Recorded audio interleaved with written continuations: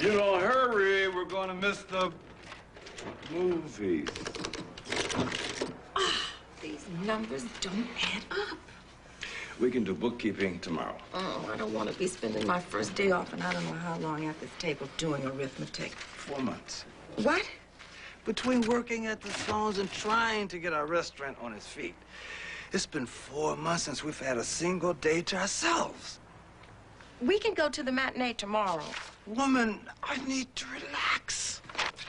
We are missing $32 from our month in total, and there is no way on God's green earth that I'm going to be able to relax until I find that money. Then we're going to have to find the mistake tonight because we are not working tomorrow. Oh, another funny thing, Mike. Mr. Sloan, whenever she goes out of town, my wife cooks enough meatloaf to feed a family of 10 for a week. She's afraid I won't be able to manage while she's away. You'd think she'd never heard of restaurants. The truth of it is, I enjoy being on my own every once in a while. I get to do the things I can never do when she's around. How about that apple pie? Cigar?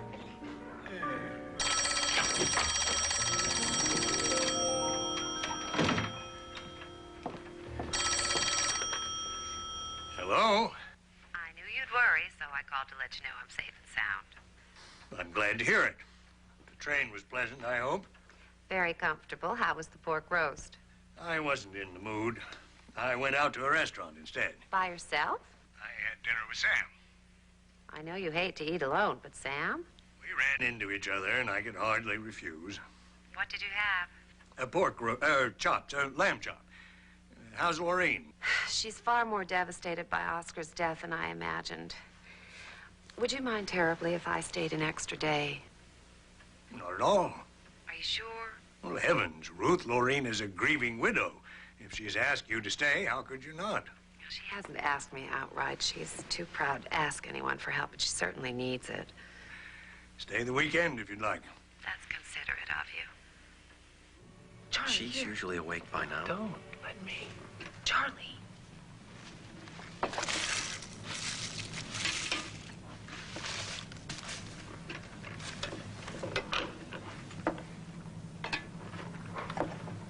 Mom, you awake? Mom? You awake yet? Breakfast. Close that curtain this instant, young lady. If I can't have my privacy, I'm not going to stay here. I'm sorry, Mother.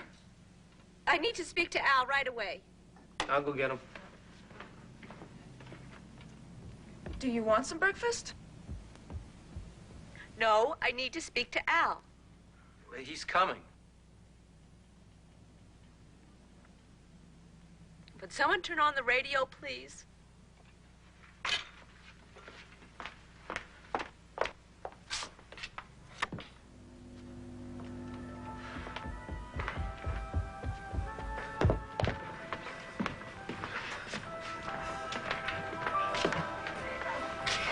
What's the matter? I wet the bed. No big deal. Shh. I don't want them to know. I couldn't get onto the chair for the longest time, and then I could, from the chair, get onto the toilet seat. Why didn't you ring the bell? I don't want to be a burden. It's okay. It's all right. It's all right. Dear Pauline, I have met a true gentleman and a good friend. The only problem is he's married. He has very kindly asked me to go dancing. I said no, but I'm reconsidering because I say life is short and what's the harm in going dancing? What do you say? Signed, Crazy in Love. Dear Crazy in Love, true gentleman, I say if you don't drop that two-timer like a hot potato, you'll be crazy, period. Married means hands off, which goes for ladies and gents. Trust me on this. Not open till 11:30. Judy?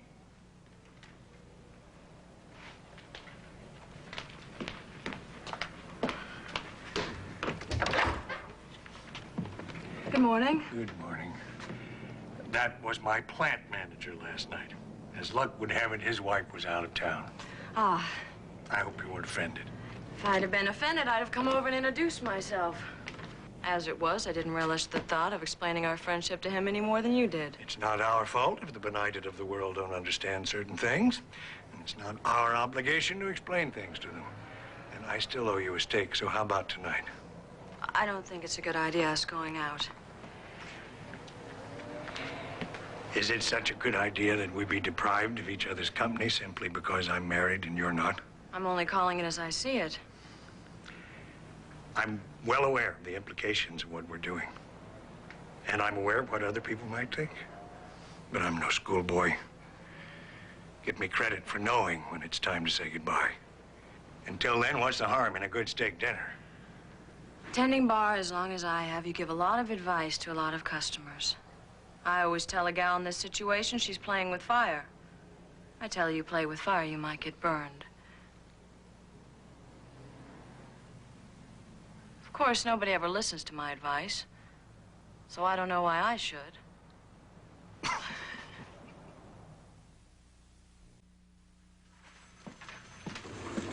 Mrs. Haley, I'm relying on you to answer the telephones for these offices during staff reorientation hour. I've asked the switchboard to patch all incoming calls up here. Gladly, Miss Watkins.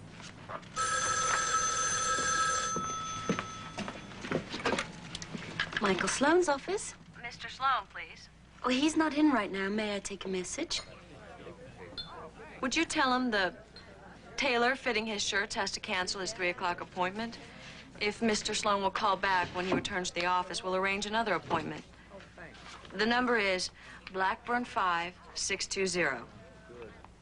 I'll give him the message. Thank you. Goodbye. Goodbye. That's a bad idea. What are you, my guardian angel? I'm not, but you need one. How you doing there? How much would a second phone cost? 50 cents a month. Oh, heavens, just put a longer cord on the phone we already have. Well, the phone company won't let us install cords over 6 feet. Why not? Well, long phone cords are a safety hazard. Oh, that's a transparent phone company tactic to sell more telephones. We don't sell them. We just rent them, lady. And I don't make company policy. I just follow it. I can put a second phone in the kitchen if you want it. We don't. Yes, we do.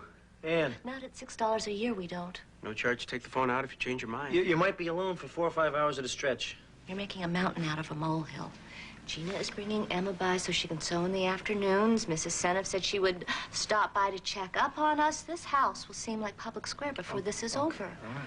All right. Just move the phone we already have into the kitchen. Right. Skip. We can afford a second phone, but never mind. Look, why don't I get you a cup of coffee? I'll get it myself. No. All right, no harm done, no harm done.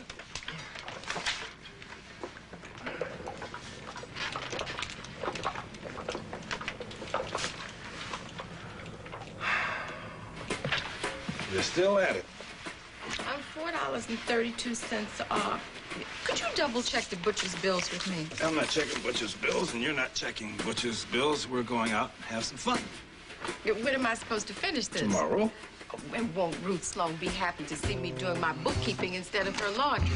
Ruth Sloane won't be seeing you because Ruth Sloane is spending an extra day in Prospect, and Mr. Sloane just called, giving us tomorrow off, and tomorrow we'll work on those Butcher bills. Now put on your best dress. We're stepping out. Is this where you bring me on my first day off in 4 months? I don't want to support our competition. That's why we're here. To spend money on the competition? No, thank you. You've got to spend money to make money, and in this case, it's our only chance to see what the competition offers in the way of competition. Or do you want to just imagine what their cobbler tastes like for a nickel less than ours?